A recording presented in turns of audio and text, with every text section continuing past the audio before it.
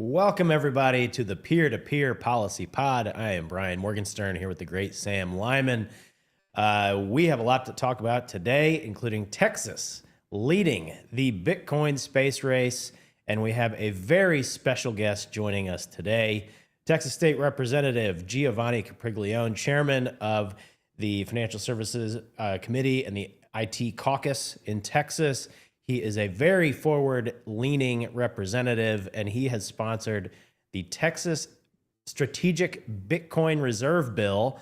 And we're going to talk about that and what it all means today on the pod. Remember to follow us, hit like and subscribe on X. I'm at MorgensternNJ, at Sam Lyman 33, and follow at Vote Giovanni so we can update you on all the Bitcoin news of the day and how Texas is leading the Bitcoin space race. Representative Capriglione, are you with us? I am. Thank you for having me on the show today. I appreciate it. Thank you for joining us. This is really exciting stuff. So why don't we start off?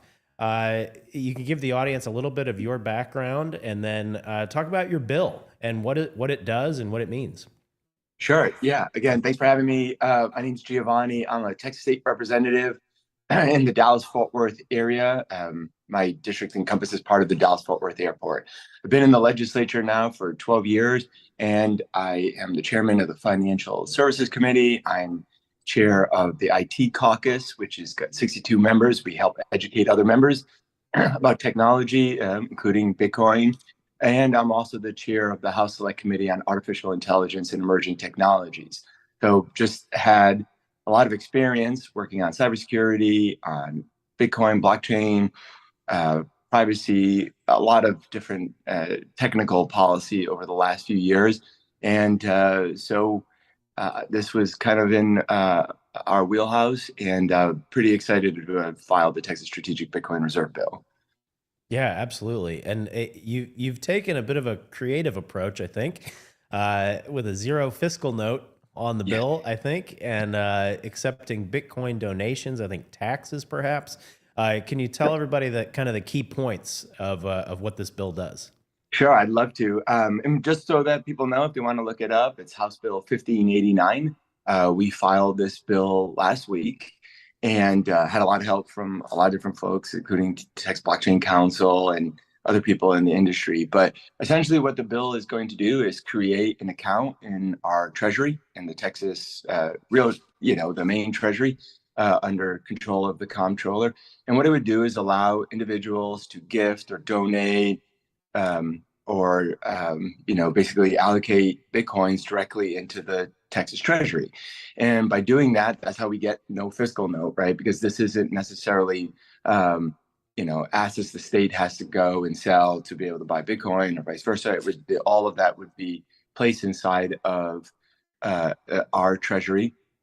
There would be certain, obviously, really important rules when it comes to that in terms of oversight, making sure that it is audited, that it's there, that it's not leaving, making sure that there's transparency so folks will know how many and how much value there is inside of that account. We would place a 5-year kind of limit on it where for the first 5 years, the state wouldn't be able to sell those assets either. So it's kind of like making sure that those Bitcoins would stay inside of the state of Texas. And there's other portions of the bill too that will allow the comptroller to like constituents who have payments to any agency. So that could be fees, it could be property taxes. They would be able to pay those fees to the state in the form of Bitcoin. So it's something we talked about for a while. It's something that I think we need to do. And just judging by the number of people who have liked and cheered and commented and sent in letters, it is something that my constituents in my House district and folks from all over the state would be really excited to have. Yeah, definitely. And I do want to give a shout out to Lee Bratcher and the Texas Blockchain Council. I proudly sit on the board of that organization, and Sam and I are both with Riot Platforms, one of the leading Bitcoin miners in the country. So this is a subject that's very near and dear to our hearts. So, Sam, which direction do you want to take the conversation in? Yeah, well, Representative Capriglione, thank you so much for joining us this morning. A direction I'd be interested in taking it is to know, Representative Capriglione, what your Bitcoin origin story is. When did you first hear about Bitcoin? How did you go down the rabbit hole? And when did you realize it was here to stay? Yeah, I've always been in technology. I have a bachelor's of science in physics. I used to be a semiconductor designer, electrical engineer. So I've always been into technology. I then went to work for a private equity company. So and my brain anyway could combine to fintech. And so the idea of a decentralized asset form of payment, something I guess I was just inherently always wanted and interested in. During my first session, maybe second session, I went and sponsored legislation and passed to make Texas the first state and only state to have its own precious metal depository, right? And a lot of the reason I did that and was working on it is that, I've always been worried about having a centralized form of currency, right? The Federal Reserve has always had a lot of I would say control over people's everyday ability to make purchases and transact and that sort of thing. So that all being said, when Bitcoin became more of a thing, I started to work on it and actually had early conversations with our banking department about describing it. And it was the first time I realized that some people didn't necessarily want it to be considered an asset or to have value. And so that's kind of where it started. It was probably 8 to 10 years ago, but obviously excited about not just Bitcoin, but also the blockchain technology and how that's just found its way to help so many different people and in so many entities. That's a really important point, particularly your mention of a central bank digital currency, a CBDC. I mean, that is, and Bitcoin's kind of the opposite. It allows people to custody their own assets, without permission from a government or a bank. And CBDC is sort of the opposite, and that seems to be where some of Bitcoin's opponents want things to go. They want more centralized control.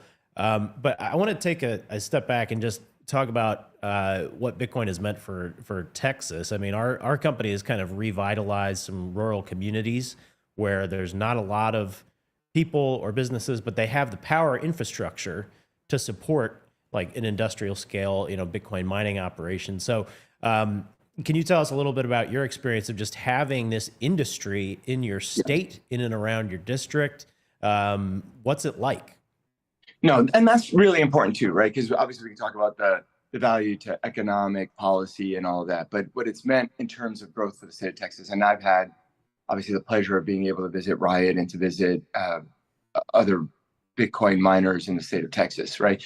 So just from a purely how it helps the state, it has done an incredible job improving our economy, right? We've been able to go and by attracting Bitcoin miners, we've been able to go and turn underutilized assets like buildings and locations, okay, and turning them into viable and profitable industries in rural areas. It's not only provided jobs, it's not only provided a tax base, but it's also gone in the process of building these larger scale Bitcoin miners. It's improved our total infrastructure, right? We've had to provide more electricity. We've had to be able to provide roads. We've been able to provide telecom and broadband and all of those sorts of things. And in that process of doing that, we've improved those rural communities and in many cases, those low income communities.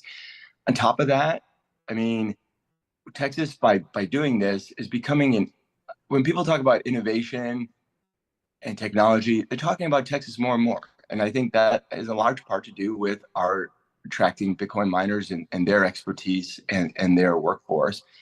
And then finally, I would say, and if you do a reasonable view of how this is all work, Texas, 4 years ago, obviously 4.5 years ago, during Winter Storm Uri, we faced a significant issue with our electricity and with our grid.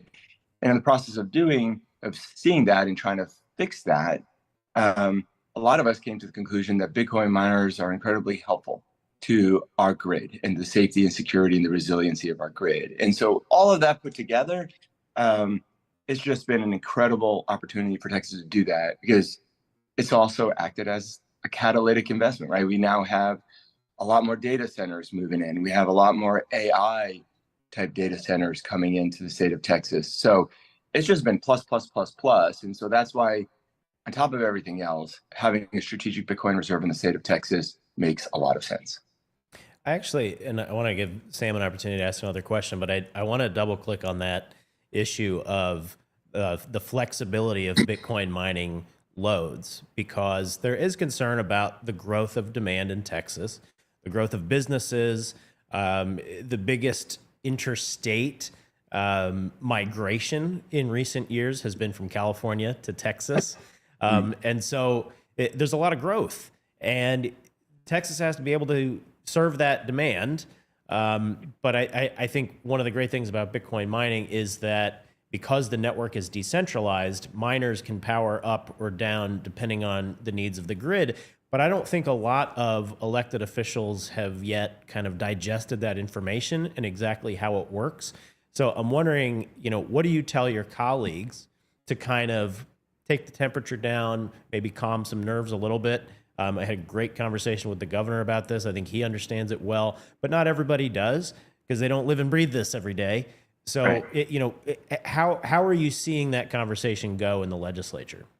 Sure. And I think there are some that have concerns for the reasons you expressed, right? We're having growth. None of the elected officials obviously want constituents to not have electricity when they need it. But what I would say also is Texas has never been afraid of growth. A few years ago, I would go to town halls and I would talk to people about how 1,000 people a day were moving to Texas. Well, now it's 1,350, right? And so what Texas has always been good at, and our elected officials have been, is being able to go and make sure that we have that infrastructure in place before we need it.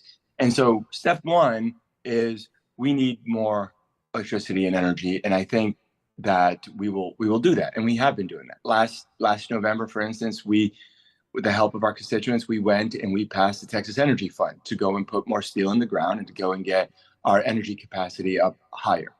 But I think you also make an excellent point about, and it needs to be talked about, which is Bitcoin mining load is different than other types, right? So in a traditional data center, it can't go down. It can't, stop running or processing. And so they come up with backup systems. But there are still situations where we have manufacturing plants, semiconductor manufacturers, or even households where they don't want or cannot stop using electricity. And that's where Bitcoin mining is so beneficial, because it's helping to pay, obviously, for our current grid. And at the same time, if and when we need it, in those moments when there's high demand, we can ask them to get off of the grid and let us use that electricity for those systems that can't go offline. And that's the incredible value.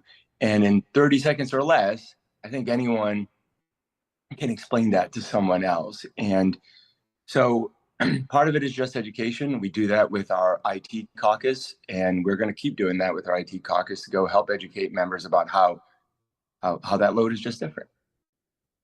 Yeah, very different. And I'm sure it's difficult to explain that to legislators at times.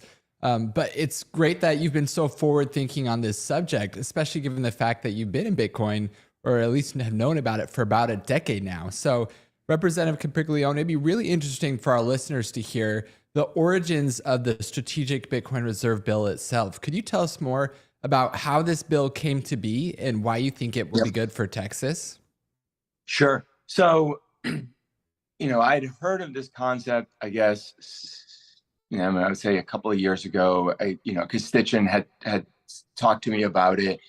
And, we only meet every 2 years, right? So sometimes there's a delay between hearing an idea, getting it ready, and getting it passed, right? Because we meet, like I said, every odd number year. So I'd heard it from some constituents, and just because of the timing, had never done anything.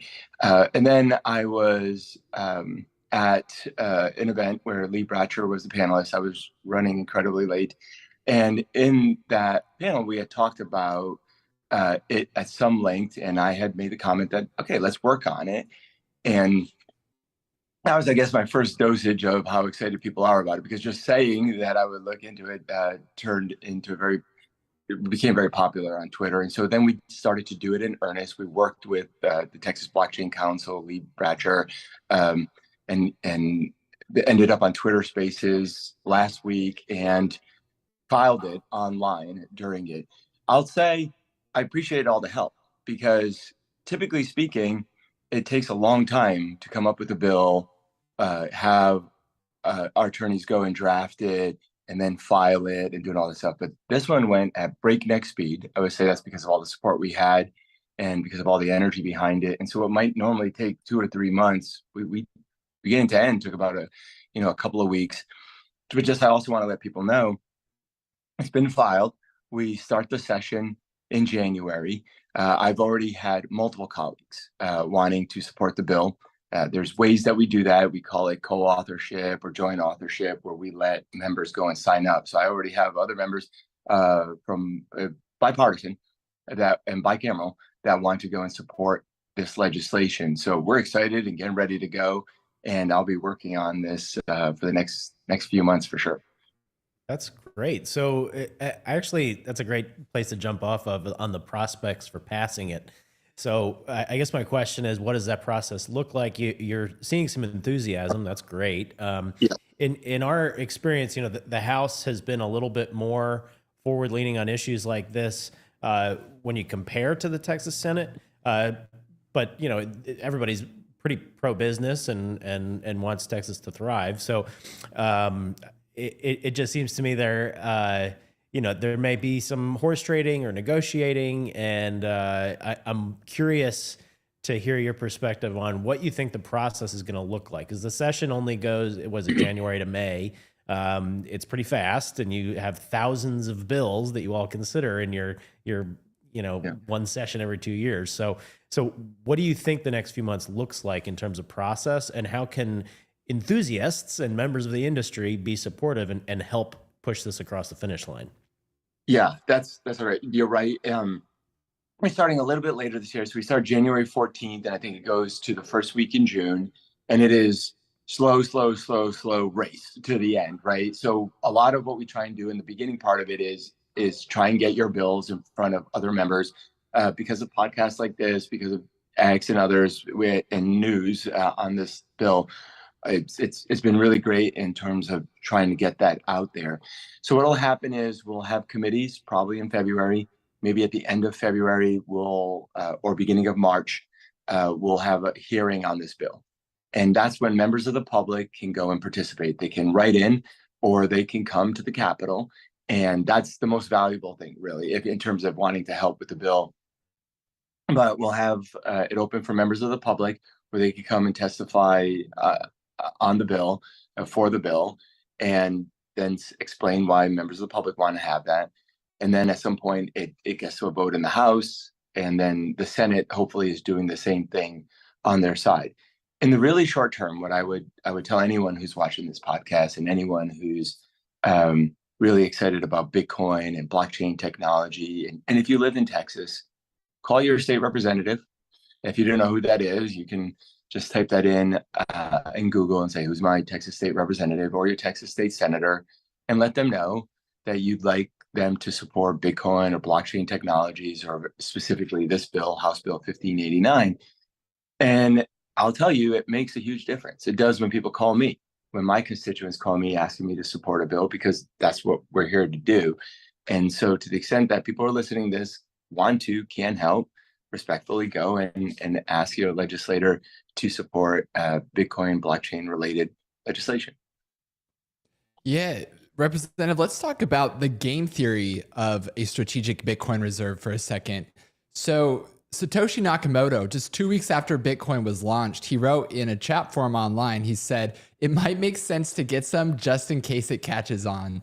And I think that single sentence alone distills the logic behind Bitcoin and its meteoric rise. On an individual level, people who are really discerning heard what Satoshi said and they got some Bitcoin thinking that it would catch on, and sure enough, it has. It's not only caught on among individuals, but with institutions now as well, with some of the biggest companies in America like Tesla or MicroStrategy.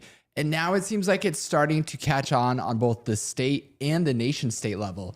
So you mentioned that the legislative session in Texas is a very short period of time. It's January to May, and it meets every 2 years. So if a strategic Bitcoin reserve bill doesn't pass this session, it might be hard for Texas to catch up in the future, because during that 2-year period, other states can implement their own Bitcoin reserves, and so can other countries. So I'm wondering, are you at all concerned about other states like Pennsylvania, for example, beating Texas to the chase, or even other countries like the United States itself? And have you considered potentially using that as a talking point in encouraging some of your colleagues to support this bill? Sure. Yeah, a couple of things. Yeah, that's on the first point that you made. Yes, it's a challenge generally. I do a lot of technology, and the problem is the 2 years, right? And so you miss any 2-year window. I'm working on artificial intelligence legislation right now. That's moving quick, right? We've worked on digital privacy. That moves quick. Obviously, the strategic Bitcoin reserve is going really fast, right? And so, absolutely, when I talk to other members of the legislature about this, this is what we want, but this is what we always want when we do anything here in Texas. We want it to be the biggest, and we want to be the first ones to do it. And so there is definitely, at least from my perspective, a sense of urgency that I'm trying to instill on others to be able to do this. I think Texas should be first, and it should be the biggest.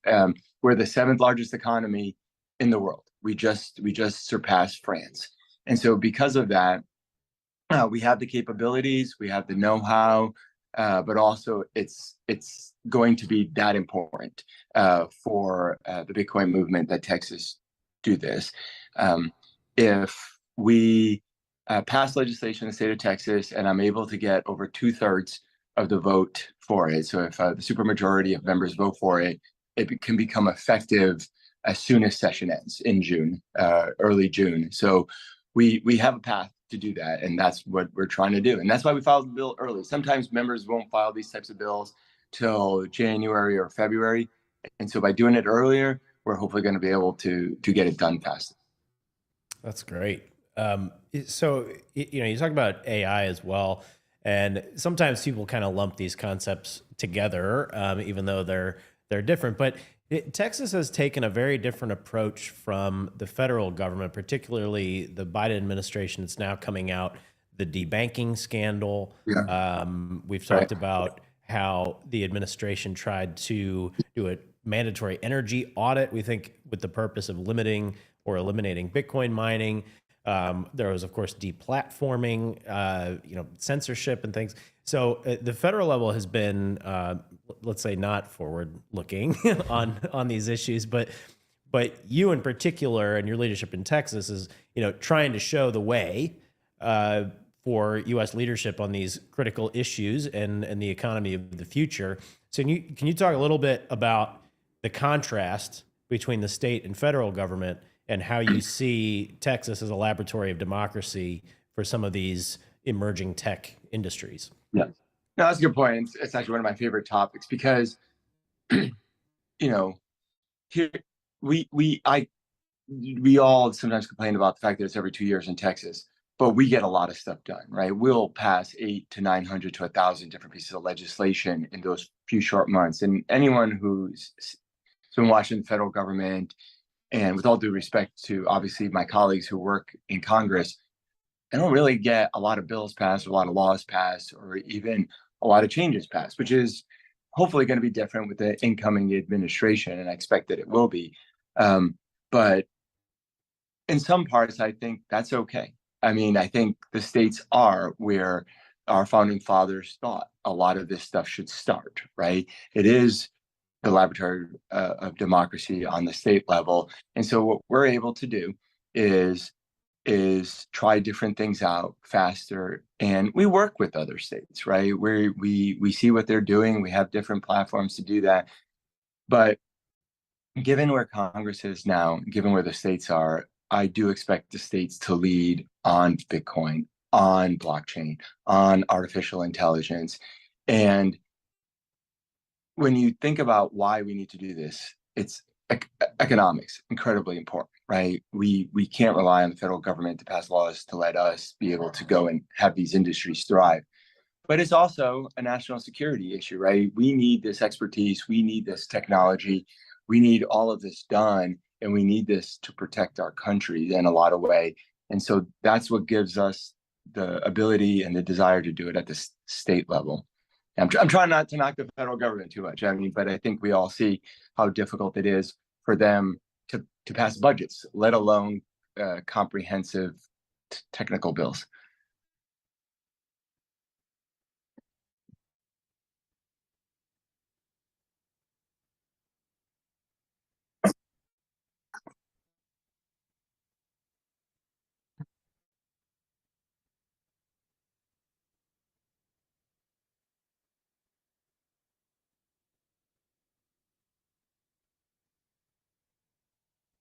Yeah. So when you look at, and I'll do this in terms of AI, but you could do this in just about anything. We're in a battle, and to me, we're always in a battle with the rest of the world, right? In terms of friendly battles, right? Trying to be just more competitive, but also in some cases, like when you compare us to China, we're trying to be the first to have the most effort into artificial intelligence, into quantum computing, into cryptology. I mean, and all of these things is just incredibly important. And when you look at where we lead in America, it has always been because of our technological know-how. We just have so many smart people. We have so many different companies. If you think of all the big tech companies in the world, almost all of them are in the US. So on the tech side, we lead. But where other countries like China lead is on the energy side. They can build nuclear reactors. They can build natural gas power plants. They just can build that stuff faster than we can. And that's partly because of certain regulations we have in place here. And so when you see that, you're like, okay, well, what if we were good on the energy side as well? We would be unstoppable here in the United States. And where Bitcoin mining has been an incredible asset is it has provided the impetus, the catalyst, the need to go and improve our grid, right? We have plans, and we, like I talked about earlier, in terms of funding, generators to put steel in the ground. We're going to keep doing that. And to me, demand is not a problem. It's actually a positive reason to go and build that capacity. And the more capacity we have, the better I think will be in terms of being the place where technology can thrive, where we can have these data centers, so that we can have this workforce in one combined area. And Bitcoin mining is a key part of that. It is, like I said, it's almost like, to me, it's like the perfect load, right? It helps go and build a grid, but in times of need and emergency, it can temporarily go offline. That's exactly what we need. That's a really, really compelling point, and I'm glad you made it. I think in our remaining couple of minutes here, I want to leave the audience with just a couple of key thoughts. One of them is what you just articulated, that if you're going to have a grid that can accommodate the economy of the future, you need that price signal. Why are you going to invest hundreds of millions of dollars to build a new plant if you're not going to be able to sell enough of the power? And Bitcoin miners will use the power during off-peak times when it might not otherwise be sold, and then they can give it back during peak times. So it is the exact perfect load, as you so rightly stated. The second idea is that Bitcoin is basically the opposite of a central bank digital currency, and everyone should be very cognizant of this. CBDCs are dystopian. It would allow the government to control how you spend your money, when you spend your money, what you purchase, and they can prohibit things. If you believe in freedom, then you should believe in Bitcoin. And then the third relates to your bill. And President Trump has expressed his desire to have a U.S. Strategic Bitcoin reserve. I think that would be a very wise move because there's a supply cap of 21 million Bitcoin, because there is something of this space race going on. I think it would be very wise for the government to have this asset on its balance sheet. It is appreciated, of course, over the course of its lifetime very well. It is a modern day precious metal. I think it would help strengthen the dollar and competitiveness. So I think your putting that challenge out there to President Trump, see if he can do it first or if you can do it first in Texas. But those are just a few of the key ideas I wanted the audience to hear. I want to give you an opportunity. What do people need to know about you, about your bill, about the future in Texas? Closing thoughts. Great. No, again, here's the thing. I'm a state rep focused on technology in the state of Texas, and it is becoming just an incredible asset to our economy here in the state of Texas. What I would say is by filing this bill, we're going to be first, okay, and we're going to be the biggest. And what I need is help from folks who are watching this to call their legislators, their state reps, and their state senators, and express your support for this. And that is going to go a long way to not just helping me pass my bill, but making sure that you have a legislature that is forward thinking. And that's the goal. Because if we can do that, Texas will be unstoppable. Well, thanks very much for joining us today, Dylan. I think we can stay on and chat for a little while longer. But Representative Giovanni Capriglione, thank you for your leadership. Thank you for all you're doing to keep the Texas miracle alive. Thank you for joining us today. And we'll be in touch because we want to help you get this done. Great. Thank you both. I appreciate it. Wow, what a conversation. If every elected representative were like him, our country would be in much better shape. Indeed. Very forward thinking. Yeah. One thing that stood out to me is he mentioned that Texas's GDP just recently passed France's GDP. Yeah. And so that's all to say that these state strategic Bitcoin reserve bills, it's not small potatoes. I mean, this is a state that has an economy that's larger than France. That's enormous. One of the largest GDPs in the world, and it's considering implementing a strategic Bitcoin reserve. That has consequences even among nation states, even though it's just one of 50 United States. I thought that was one of my biggest takeaways from the conversation. Yeah, it's pretty incredible to think about. And it's grown so much in recent years because of what we mentioned earlier with the mass migration from California. And we have an op-ed about this on foxnews.com. Trying to prevent the Californication of the energy sector. Governor Newsom in California has mandated that everybody drive an electric car, which is mandating an increase in electricity demand. And he has decided that some sources of energy are bad, like natural gas. And so he's capping the supply while legally mandating an increase in demand. Well, guess what the effect is? An unstable grid and skyrocketing energy prices. And Texas has taken the opposite approach of we welcome all comers, all businesses, and all types of energy. They're the renewable energy leader in the United States. You think of Texas, you think of oil and gas, but they're also the leader in solar and wind and, renewable sources as well. So I think the Texas model is one to be followed for sure. And that really is a stunning statistic that if Texas were its own country, if it went back to being the Republic of Texas, it would be the 7th largest economy on earth. That's pretty crazy. But there's lessons to be learned from that. So hopefully Congress will pay attention. Yeah, it adds some real leverage to the clause they have in their constitution that they could secede from the United States one day. It was the 7th largest economy in the world. So kudos to Texas. I mean, they've been so ahead of the curve on Bitcoin since day one. While other states were trying to drive out Bitcoin and crypto innovators, Texas essentially said, hey, we're open for business. Come here, set up your mines and bring your jobs and your innovation and your investment to our state. And I think it's paid off very well, both for Texas and Bitcoin companies. Yeah.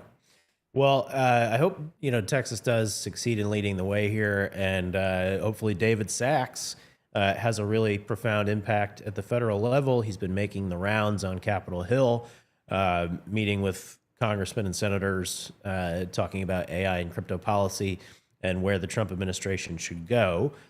We obviously have some thoughts on that, starting with stopping the stranglehold that the federal government has tried to place on these industries. Yeah, a lot of people are very familiar by now with the term debanking. But Brian, something we've been talking about just in our own conversations lately is that debanking was only the half of it. In addition to debanking, you had deplatforming. Everyone's familiar with deplatforming.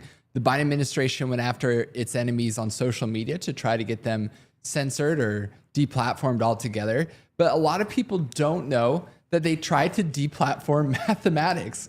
What do we mean by that? We mean that Mark Andreessen recently revealed in an interview with Barry Weiss that he had a meeting in May of this year with the White House in which White House officials told him, don't invest in AI startups. And he asked why. And they said, don't invest in AI startups because we're essentially going to create a regulatory moat. So there are only a few winners in the AI race.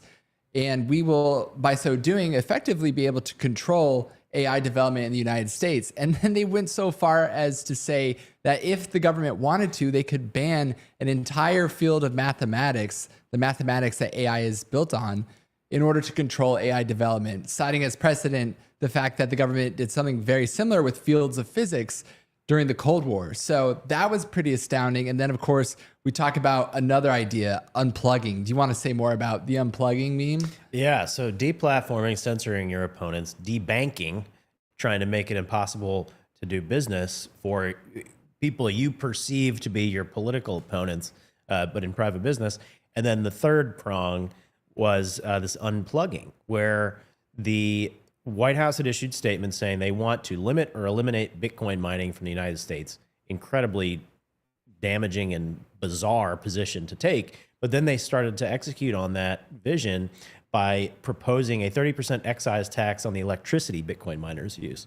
Have you ever heard of something so crazy? And they did this mandatory energy audit where they tried to collect all of our power bills, power contracts, and to make it impossible for us to get electricity. This was like some of the most draconian, crazy crackdown stuff I've ever encountered. So terrible government overreach. I think President Trump and David Sachs can start to put the U.S. on the path to winning by just taking the foot off the brake.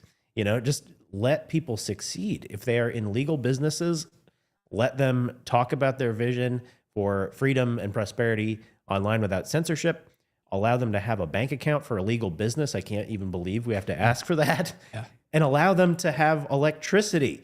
I mean, we had an interesting meeting with some energy regulators recently, and some of them are great. The ones who are great recognize that power and utilities exist to serve loads. And some of the most important loads now are Bitcoin mining, high performance computing. Some of these, high electricity functions are going to help the U.S. win the space race of today. So having that mentality of, the power sector exists to serve load, rather than having the federal government say, we're going to decide and ration who gets to plug stuff into a wall. I mean, totally crazy. So take the foot off the brake, let industry succeed in the U.S. And I think we're going to have, what President Trump calls a new golden age. Hopefully that's, fingers are crossed that things will go well. Yeah. New golden age, or perhaps a new orange coin age. We'll see with Bitcoin. So right. Yeah, all the United States has to do at this point is follow exactly what you were saying, Brian, the Texas model. Just let your foot off the brake and let the market work itself out. Let the best innovators rise to the top. And at that point, not only will our energy markets improve, not only will energy prices decrease, and by so doing, bring inflation down, but you'll see a lot more innovation across all industries in this country. Yeah. So fingers crossed for that. Well, and, inflation's been such a key issue, obviously, in the election, but, and not to keep going back to Mark Andreessen, but he says a lot of smart stuff. And he wants to see a cost curve, like the TV cost curve, for a lot of other things, like healthcare or education, and hopefully with energy as well, where with innovation and competition, you see the price of these things go down, and that's going to unlock, I think, a lot of value. Well, we covered a lot of ground today. Any closing thoughts? I don't think so. We did cover a lot. This has been great. Thanks, everybody, for joining us. Remember to follow us on social media at MorganSternNJ, at SamLyman33.